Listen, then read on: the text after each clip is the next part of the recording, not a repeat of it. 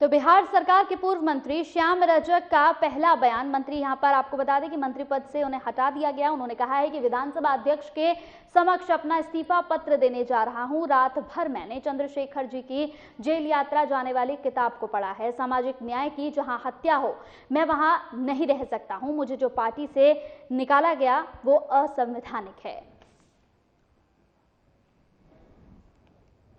अभी जा रहा हूँ विधानसभा अध्यक्ष जी के पास, वहाँ जा करके अपने विधायकी से इस्तीफा करूंगा। मैं रात भर चंद्रशेखर जी की जेल यात्रा डायरी पढ़ा हूँ और पढ़ करके यही निर्णय लिया सामाजिक न्याय के साथ समझौता नहीं करूँगा। और मैं सामाजिक न्याय का जहाँ अपहरण सज्जियाँ उठी वहाँ रहने का मेरा कोई औचित्य नहीं। तो बिहार सरकार के पूर्व मंत्री, आपको बता दें कि श्याम रजक का पहला बयान यहां मंत्री पद से हटाए जाने के बाद है।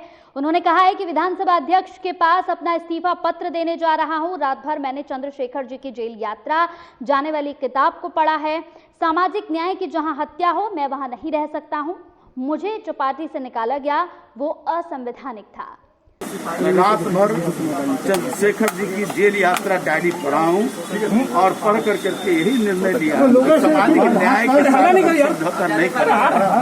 और मैं सामाजिक न्याय का जहाँ अपहरण सज्जियाँ उठी वहाँ रहने का मेरा कोई औचित्य नहीं। हमारे सामने संविधान है, ये लोगों नीचे रखिए हो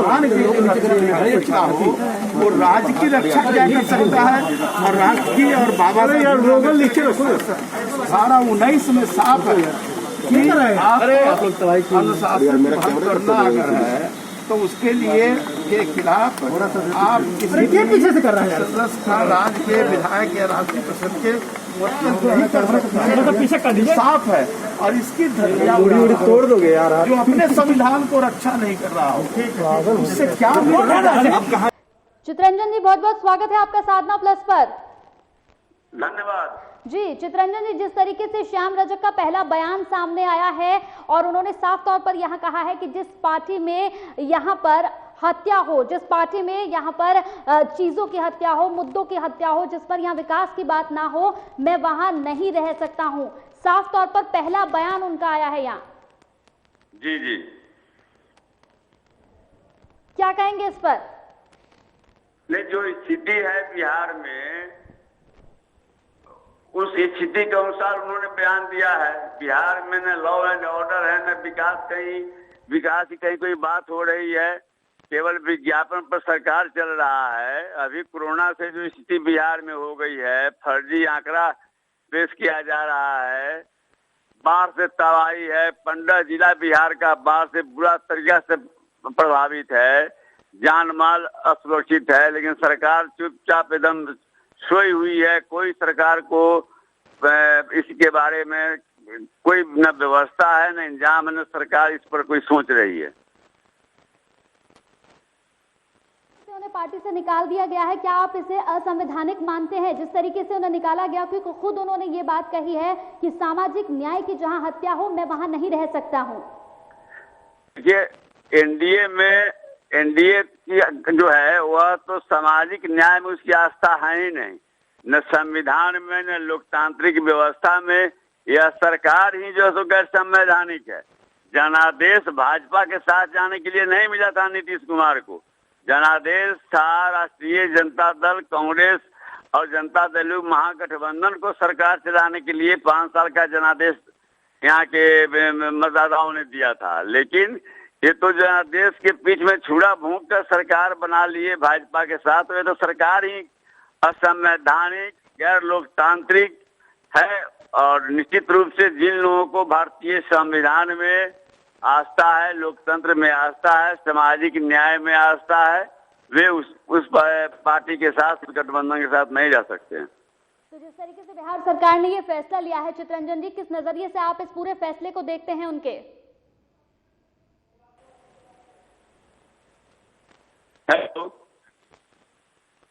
चितरंजन जी, जिस तरीके से बिहार सरकार ने ये फैसला लिया है, आप इस फैसले को किस नजरिए से देखते हैं बिहार सरकार के?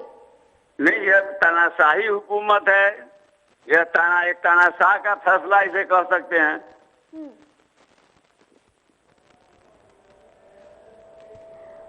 तो बीजेपी के प्रवक्ता प्रेम रंजन पटेल भी हमारे साथ यहाँ जुड़ गए हैं। चितरंजन जी, यहाँ आपको रोकना चाहूंगी। प्रेम रंजन जी, बहुत बहुत स्वागत है आपका साधना प्लस में।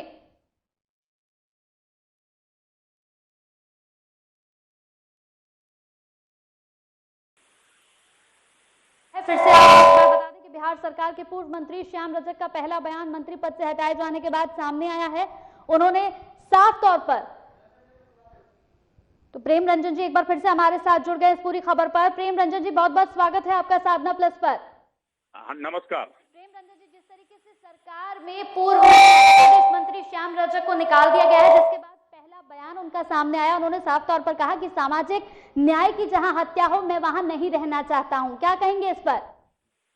देखिए, सामाजिक न्याय वाली सरकार अगर कोई है तो एनडीए की सरकार है। वहां तो सामाजिक अन्याय होता है जहां गए हैं।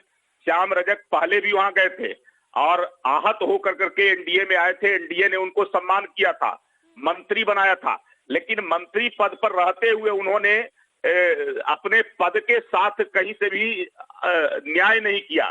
कभी जो ऐसे सरकार की नीतियों के अनुरूप उन्होंने काम नहीं किया। श्याम रजक ने काफी अलोकप्रिय रहे, उनके कारण सरकार को काफी बदनामी झेलनी पड़ी। और इतना ही नहीं, जिस क्षेत्र का प्रतिनिधित्व करते थे वहां भी काफी अलोकप्रिय रहे और उनको 9-2-11 एनडीए करने वाली थी, इसलिए वो अपना फैसला नए घोंसले की तलाश में गए। लालू और तेजस्वी के खिलाफ तो वो लगातार बोलते रहे, लगातार उनके ऊपर हमला करते रहे। अब वहां जाने के बाद भी जो ऐसे उनकी दुर्गति होनी तय है। और तेजस्वी यादव तो गिनगन करके बदला लेते हैं। उनको पता चलेगा जाने के बाद कितने दिनों तक वहां रह पाएंगे और कितना सम्मान मिलेगा। ये पहले भी उन्होंने देखा है और आगे भी देखेंगे। साथ ही अगर प्रेम रंजन जी यहाँ बात करें तो यहाँ श्याम रजक के जाने से पार्टी पर कितना फर्क पड़ता हुआ नजर आ रहा है? कोई फर्क नहीं पड़ने वाला है। श्याम रजक के बगैर भी हम चुनाव जीतते रहे हैं और जीते हैं। श्याम रजक का कहीं कोई जो है लोकप्रियता नहीं है, श्याम रजक का कोई प्रभाव नहीं है। वो तो उनको ला करके सरकार ने मंत्री बनाया था ताकि चलिए एक हम रंजन जी, जिस तरीके की खबरें आ रही हैं कि श्याम रजक के लिए बाहें फैलाए राष्ट्रीय जनता दल यहाँ पर बैठी हुई है जी।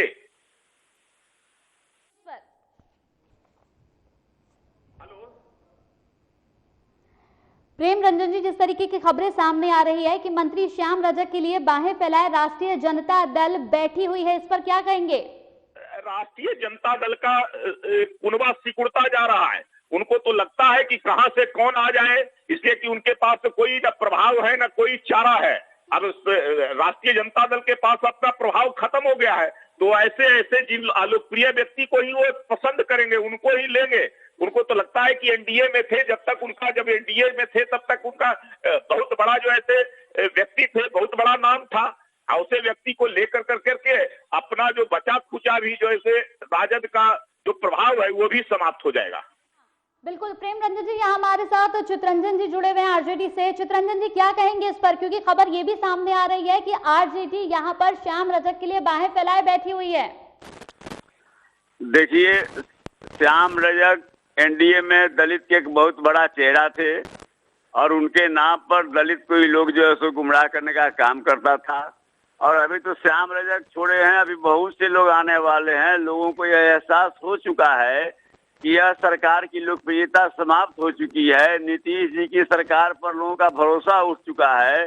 लोग अब इसे बदलना चाहते हैं और जिस जंग से जन स्वीकार्यता और लोकप्रियता तेजस्वी यादव नेता प्रतिपक्ष की बढ़ती जा रही है, बिहार के जनमानस यह निर्णय कर चुका है कि बिहार का बागडोर, बिहार का भविष्य तेजस्वी के हाथ में सुरक्षित रहेगा।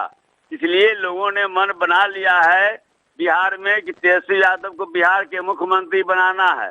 और इसलिए जो लोग भी हैं, अब वे लोग देख रहे हैं जो स्थिति है उसमें श्याम रजक आ जाए हैं। अभी देखिए, और भी बड़े बड़े लोग उसमें जो है बड़े चेहरे जैसे लाइन में लगे हुए हैं।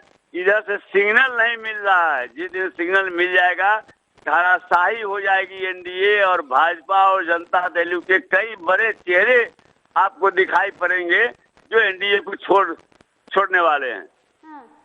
क्या कहेंगे इस पर? हमारे साथ प्रेम रंजन जुड़े हुए। प्रेम रंजन जी, क्या कहेंगे इस पर? अब पहले तो चितरंजन जी से पूछिए कि 3 विधायक कल, और जो सामाजिक न्याय की बात करते हैं, यादव, मुस्लिम और दलित, ये कल वहां से छोड़ करके निकल गए। आज कुशवाहा विधायक भी जो ऐसे उनके पूर्व मंत्री हैं, वो भी छोड़ करके निकलने वाले हैं।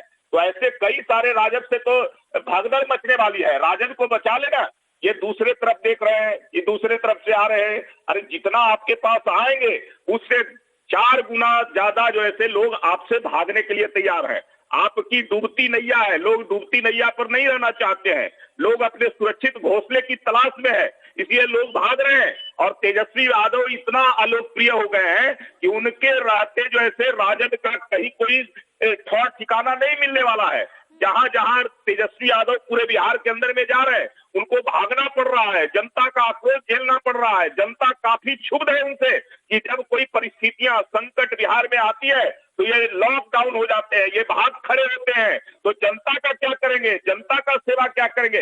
ये अपने सुरक्षित हो जाते हैं तो बिहार की भविष्य का कौन चिंता करते हैं? इसलिए तेजस्वी यादव के प्रति बिहार का लोगों का पूरी तरह से जो है भाव समाप्त हो गया है। तेजस्वी यादव को लोग देखना नहीं चाहते हैं और पिछले 15 वर्षों का जो लालू राबड़ी शासनकाल का है वो इतिहास बिहार में फिर दोहराना नहीं चाहते हैं लोग। कहीं ना कहीं प्रेम रंजन जी, ये कहना गलत नहीं होगा कि अपनी पार्टी में चीजें सही नहीं चलती और दूसरी पार्टी में क्या कुछ हो रहा है, इसको लेकर आरजेडी लगातार यहाँ पर तैयार रहती है, आलोचनाओं के साथ, विवादों के साथ। जी जी जी, आपने सही कहा कि राजद में ही खुद संभल नहीं पा रहा है, राजद में ही भगदड़ मचा हुआ है। उनके लोग लगातार तेजस्वी यादव के ऊपर सवाल। जो खबर सामने आई है कि आरजेडी ने खुद 3 विधायकों को बाहर का रास्ता दिखा दिया है और ये दूसरे की ओर देख रहे हैं। उनका जो गठबंधन है, कुनवा है, वही से साथ नहीं बैठ रहा है, वही साथ नहीं हो रहा है, तो ये दूसरे को क्या करेंगे? हाँ, क्योंकि प्रेम रंजन जी, जिस तरीके की खबर सामने आ रही है कि खुद आरजेडी ने अभी 3 विधायकों को बाहर का रास्ता दिखा दिया है, 6 साल के लिए पार्टी से बाहर कर दिया है। और कई लोग भागने के लिए तैयार है। जो लोग तुरंत जो ऐसे फैसला लेने वाले थे, इनको पता चल गया, इसलिए उनको निकाले। अभी दर्जनों विधायक हैं आरजेडी के जो स्वयं अपने स्तर से ही वहां छोड़ने का मन बना चुके हैं। उनके साथ क्या करेंगे, कितने लोगों को संभाल पाएंगे, ये तो बताएं जो है चितरंजन जी। बिल्कुल। तो श्रवण कुमार हमारे साथ जेडीयू प्रवक्ता जुड़ गए हैं। श्रवण कुमार जी, बहुत बहुत स्वागत है आपका साधना प्लस पर। चलिए, धन्यवाद। बिल्कुल श्रवण कुमार जी, जैसी खबर सामने आ रही है कि मंत्री पद से हटाए जाने के बाद श्याम रजक का पहला बयान सामने आया। उन्होंने साफ तौर पर कहा कि सामाजिक न्याय की जहां हत्या हो, मैं वहां नहीं रह सकता हूं। जी, क्या कहेंगे इस पर? हेलो श्रवण कुमार जी, जिस तरीके से अभी खबर सामने आई है कि मंत्री पद से हटाए जाने के बाद श्याम रजक ने अपना पहला बयान दिया, जिसमें उन्होंने कहा है कि सामाजिक न्याय की जहां हत्या हो, मैं वहां नहीं रह सकता हूं। क्या कहेंगे इस पर? देखिए, चुनाव का समय आया है। हाँ। जिन लोगों को अपने ऊपर, अपने कार्यों पर विश्वास नहीं है, हाँ। वो दल बदल करने में लगे हुए हैं। और जहां तक सामाजिक न्याय की हत्या की बात है, हाँ। तो श्याम रजक जी पिछले 2009 से जदयू में हैं। यही बात को बोल करके वो राष्ट्रीय जनता दल छोड़ने का काम किए थे। आज है जो फिर उसी बात को दोहरा रहे हैं जब जदयू में आए। सामाजिक न्याय के मसीहा बिहार के मुख्यमंत्री आदरणीय श्री नीतीश कुमार जी हैं। जब से बिहार में आदरणीय श्री नीतीश कुमार जी ने बिहार की सत्ता अपने हाथों में ली है, तब से उन्होंने जो काम किया है सामाजिक न्याय के लोगों के लिए और साथ साथ बिहार के लिए, वो आज तक देश की आज़ादी के बाद बिहार में किसी ने काम करने का काम नहीं किया है। मैं श्याम रजक जी को ये कहना चाहता हूँ निवेदन पूर्वक कि जिस दल में वो गए हैं, उस दल की सरकार 15 साल तक बिहार में रह चुकी है। और क्या स्थिति था उस 15 साल में बिहार का? जंगल राज हो गया था, हत्याएं होती थी, अपहरण होता था, लोग चैन से रह नहीं पाते थे। लेकिन 2005 के बाद जी यहाँ हमारे साथ प्रेम रंजन भी जुड़े हुए हैं आपकी इस बात पे मैं उनसे एक छोटी सी प्रतिक्रिया लेना चाहती हूँ। प्रेम रंजन जी क्या कहेंगे जिस तरीके से श्रवण कुमार ने अपनी बात रखी है? नहीं, उन्होंने ठीक कहा कि बिहार की स्थिति जो ऐसे किसी से छुपी नहीं है।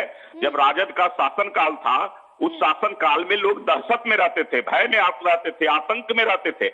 उससे उबारने का काम एनडीए की सरकार ने किया है और न्याय के साथ विकास किया है। आज सड़क, बिजली, स्वास्थ्य, शिक्षा, हर प्रकार की सिंचाई से लेकर के तमाम चीजें हमने दुरुस्त करने का काम किया है। जनता इससे खुश है। जनता लगातार जो है से एनडीए की सरकार को बनाए रखना चाहती है। लोकसभा में भी आपने देखा कि किस प्रकार से सफलता मिली है। 39 में से 39 सीटों पर विजय श्री प्राप्त किए हम लोग जनता के आशीर्वाद से, और जनता फिर आशीर्वाद देने को तैयार है एनडीए की सरकार को नीतीश कुमार के नेतृत्व में।